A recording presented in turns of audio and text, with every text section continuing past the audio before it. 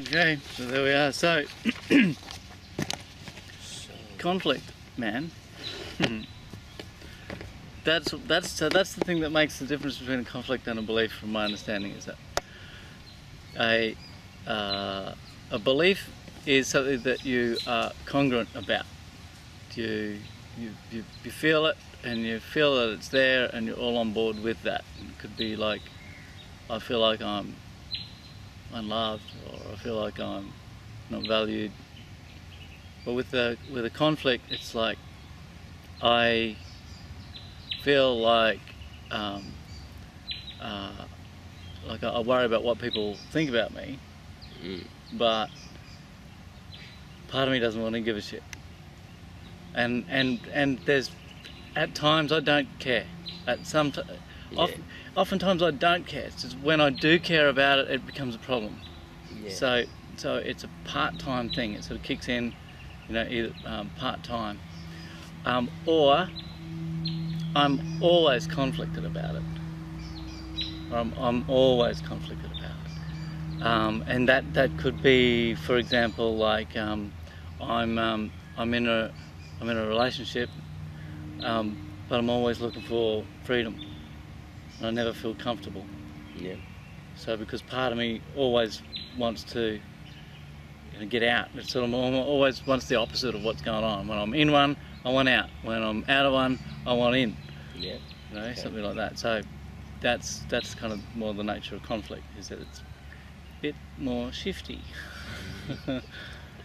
and while you can write those two oppositional statements out on a piece of paper, and it can look for all the world like they are two opposite outcomes, like never gonna meet because they're just so diametrically opposed, I can assure you they want the same thing. These two elements within yourself that are going in two different directions, that's the illusion. The illusion is that they're going in two different directions, and but I can assure you they're actually going in the same direction. They want the same thing. It's just that one of them is, because one of them's not a problem. When you're in a state of conflict, one side of the equation is not a problem at all.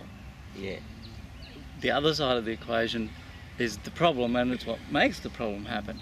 And typically, what I've found is that a narrow focus always creates a problem, because it's divisive. It kind of rejects everything else that's going on around it. Or it doesn't have the capacity to even notice what else there is. It just sees that this is the world, the world is just this, there is nothing else. So it's, you ever heard that idea of, think outside the square? Yeah. Yeah. Well,